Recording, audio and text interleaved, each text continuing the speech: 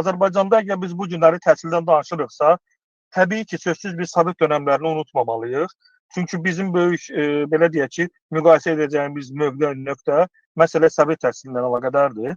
Sovetlər dönəmində biz bilirik ki, onun yaxşı xüsusiyyətləri də var idi, pis xüsusiyyətləri də var idi. Maalesef biz müstəqillik əldə edəndən sonra onun yaxşı xüsusiyyətlərindən imtina etdik, ancaq pis xüsusiyyətlərini saxladıq.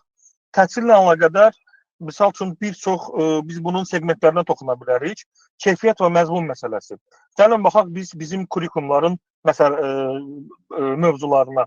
Görürük ki, tədris proqramları tez-tez dəyişməyinə baxmayaraq, yalnız bunlar islahat xarakterli. İslahatsa öz növbəsində kosmetik elə bilin ki, bir görüntü üçündür. Yəni bunun köklü bir islahat son illərdə Azərbaycanda demək olar ki, təhsil sistemində olmayıb. Azərbaycanın təhsil sistemində köklü islahat məhz qəbul imtahanlarının testə keçməsi ilə əlaqədar idi və daha sonra biz Bologna sistemini tətbiqinə başladıq. O da müəyyən bəzi müəllimlər tərəfindən də qəbul olunmadı.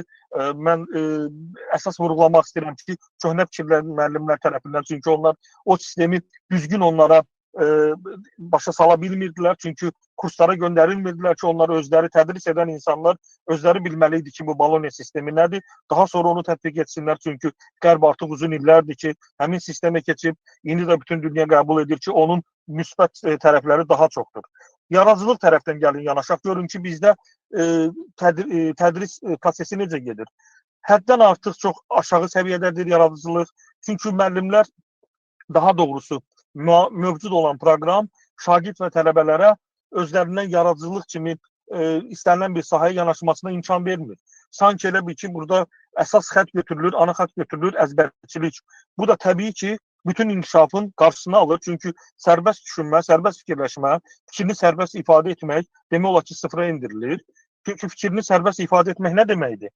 Şagird və təhsil alan oxuduğu mövzunu tam anlayır, başa düşür və ona digər rakursdan yanaşır. Və yaxud da ki, ümumiyyətlə başqa bir baxışdan, başqa bir nöqtədən ona baxmağa çalışır.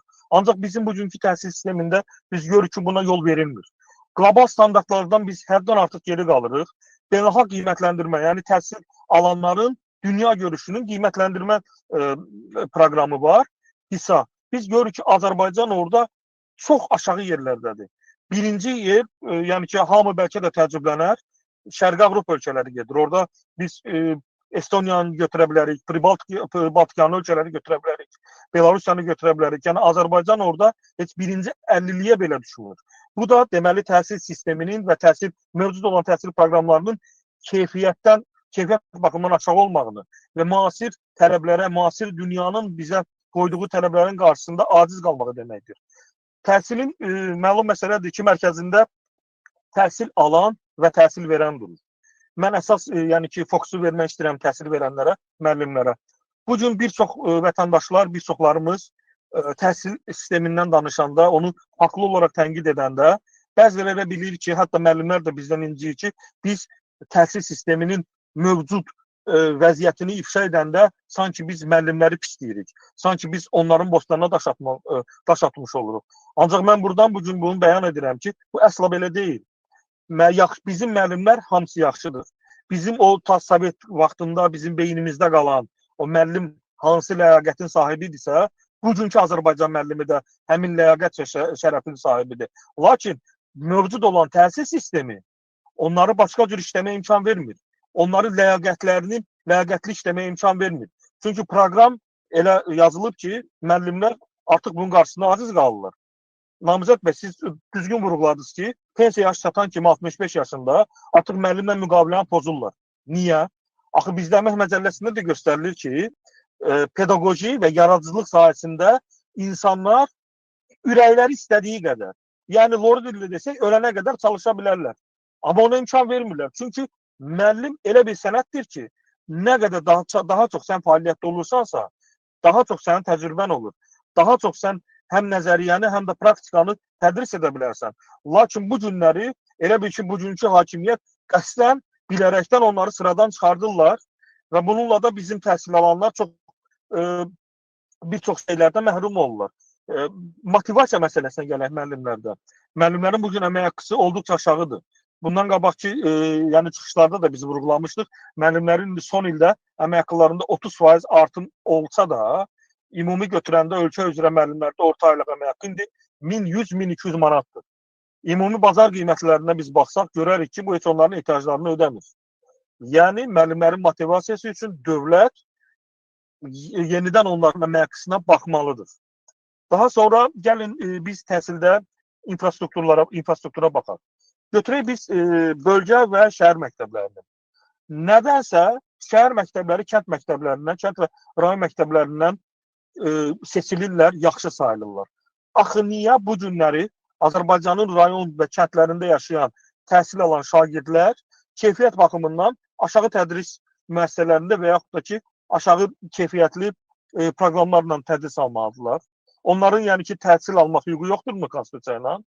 Görürsünüz ki, yəni burada da diqqət əsas fokuslaşır Bakı şəhərində. Bu da burada ədalətliyin pozulması deməkdir. Bakı şəhər məktəblərinin əgər bəzilərində müasir texnologiyaya uyğun olaraq, əgər kompüter təchizatı, müəyyən avadanlıqlar varsa, rayonları götürsək, rayonlarda elə məktəblərin sayı 1 və 2 ola bilər. Orta sayı da götürsək, ümumi, yəni ki, təhsil alanların demək olar ki, 50%-i kənd və rayonlarda təhsil alır. Ancaq burada da biz görürük ki, ədalətsizlikdir. Bu da yekunda tədrisin və təhsilin keyfiyyətinin aşağı düşməsinə səbəb olacaq. Bu da qəbul imtahanlarında yenidən balların aşağı salınmasında olacaq. Qəbul imtahanlarına gələndə deməli biz gəlib çıxırıq indi ali təhsil müəssisələrinə. Gəlin götürək beynəlxalq reytinqləri, görək Azərbaycanın ali təhsil müəssisələrinin neçəsi o reytinqdə var. Biz heç birinci 3000-də bir dənə Azərbaycan universitetini tapa bilmərik. Bu qədər yəni ki, təhsilə Azərbaycanda pul ayrılır. Məlum məsələn bilirik ki, bizdə dövlət büdcəsinin təxminən 11%-i təhsilə ayrılır. İl ərzində 4,3 milyard manat təhsilə pul ayrılır. Ancaq keyfiyyət sıfır. O pulun qarşılığında sıfır. Elmi araşdırmalar, götürək bizdə ali təhsil müəssisələrini. Hansında biz elmi araşdırmalarla əlaqədar fəaliyyəti görürük? Heç birində yoxdur. Nə universitet, ola bilsin ki, mən yəni ki, israr etmirəm, ola bilsin ki, universitet rəhbərliyi israr edir, ancaq Təhsil Nazirliyi belə şeylərə imkan vermir.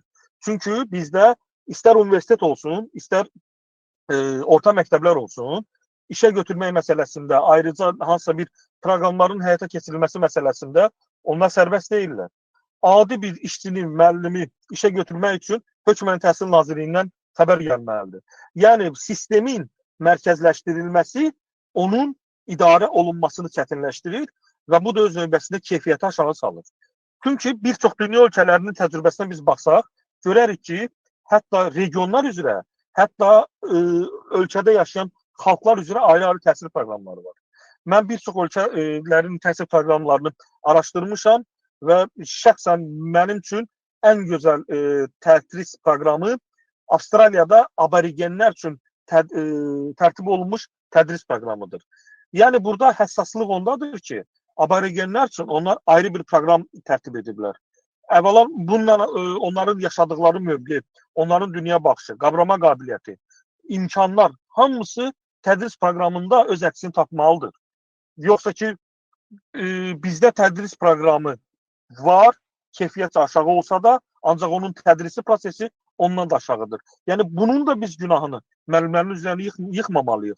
Bu, mərkəzləşmiş, yəni mərkəzi icra orqanı olan Təhsil Nazirliyinin onlara qarşı mən hətta deyərdim ki, laqeyd və yaxud da ki, qeyri-peşəkar yanaşmasından irəli gəlir. İdarə etməyə götürək. Yəni ki, idarə etmədə təhsil sisteminin mərkəzləşməsində biz görürük ki, rektorların və yaxud da direktorların təyinatı mərkəzdən gəlir, yəni mərkəzi icra orqanından gəlir, Təhsil Nazirliyindən. Bu da ki, dekanlarsa deyək ki, seçki ilə olur universitetlərdə. Ancaq görək o seçkilər nə qədər ədalətlidir. Bir çox hallarda ümumi Azərbaycandakı Milli Məclis və o cümlədən də prezident seçkilərindən bir o qədər də seçilmir. Yəni burada da bayaq siz qeyd etdiyiniz tapşırıqlar, filanlar hamısı gəlir, ortaya çıxır. Müəllimlərin 65 yaşında işdən çıxarılmağının əsas da məqsədi burada korrupsiya halıdır. Bunun arxasında böyük korrupsiya durur. Biz bilirik ki, yəni bu heç kimdən də gizlin deyil. Biz bu tribunadan da bunu səsləndirməliyik. Şəhər məktəblərində adi müəllim kimi, ibtidai siniflərdə bu dəqiqə müəllim kimi düzəlmək 10.000 manatdır.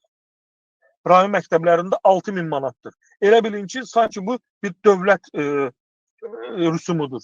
Həmin rüsumu ödəyib gəlməlisən. Yəni biz bu təhsillə hara getmək istəyirik? Aydın məsələdir ki, şüarlarda da deyirik ki, ölkənin gələcəyi gənclikdir.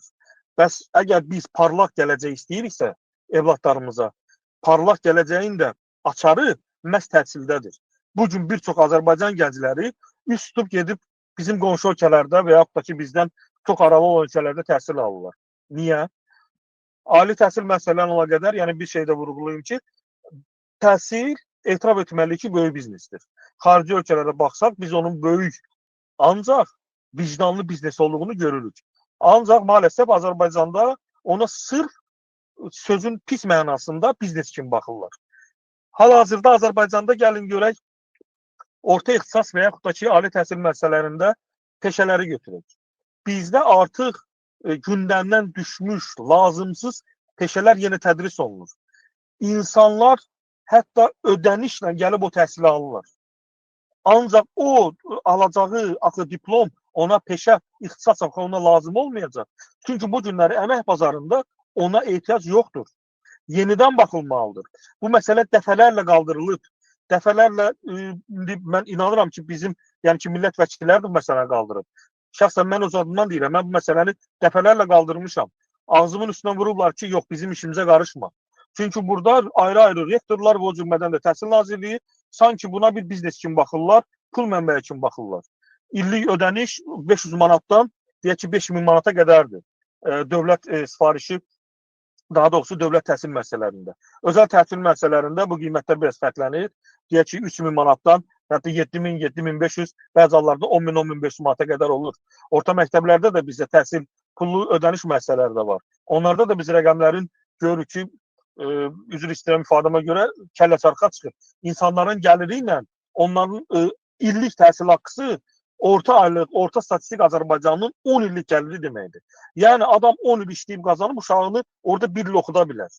Bu nə deməkdir? Bu deməkdir ki, bizdə təhsil deməli əlçatan deyil. Yaxşı təhsil almaq üçün deməli sən burada pul xərcləməlisən. Hansı ki bizdə dövlət hər bir şagird üçün zaten 750 manat pul ödəyir. Orta təhsil alanlara. Ali təhsil müəssisələrində təhsil alanlara bu rəqəm bundan 10 dəfə az qala çoxdur. Ancaq biz keyfiyyəti görürük ki, aşağıdır. Bu gün nəyə görə bir çox Şərqi Avropa, o cümlədən də Orta Asiya ölkələrinin vətəndaşları nəyə görə gəlib qonşu Gürcüstanda təhsil almalıdırlar? Çox maraqlı sualdır. Biz öyünürük ki, bizim təhsilimiz belə, təhsilimiz elə.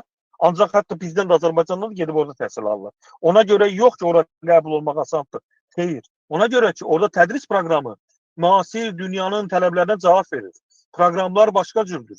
Elə müəllimləri onlar cəlb edirlər ki, onlar nəinki nəzəriyyəni, hətta praktikadan, yəni istehsalatdan cəlb edirlər müəllimləri. Onlar daha çox töhfə verə bilərlər bugün təhsil alanlara.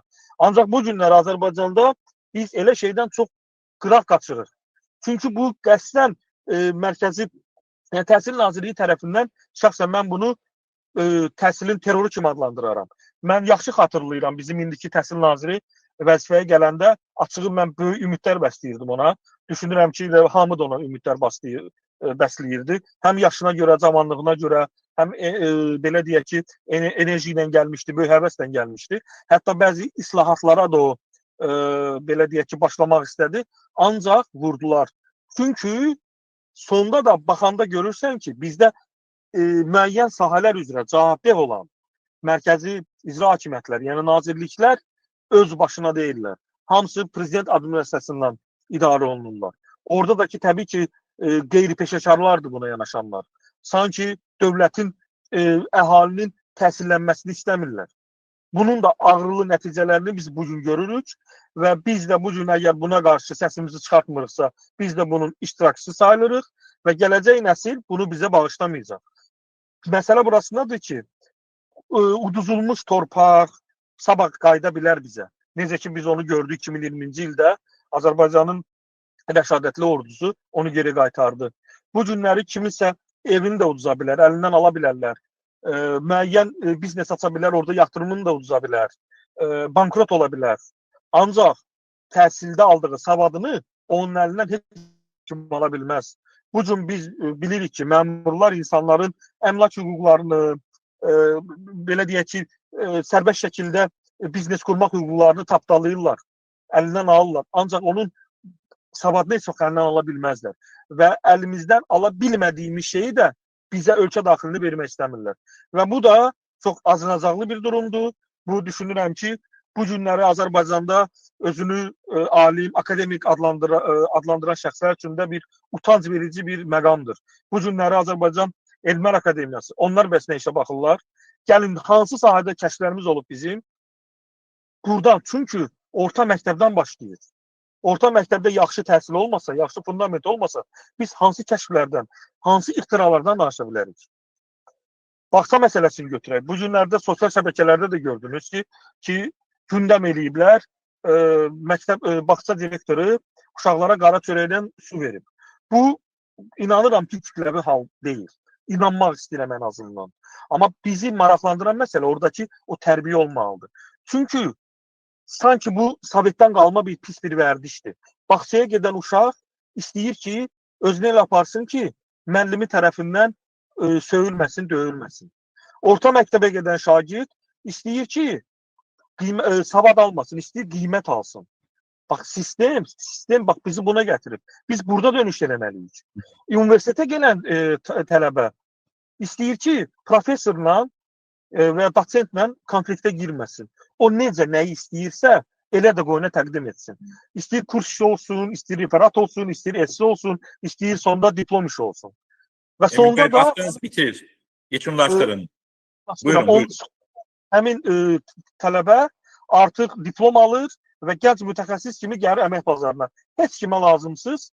Olur burada ya gedib bazarda kartof satacaq, ya taksi sürəcək, ya da qul bazarında gedib növbəsini gözləyəcək ki, kimsə gəlib bunu aparıb evində işlədəcək.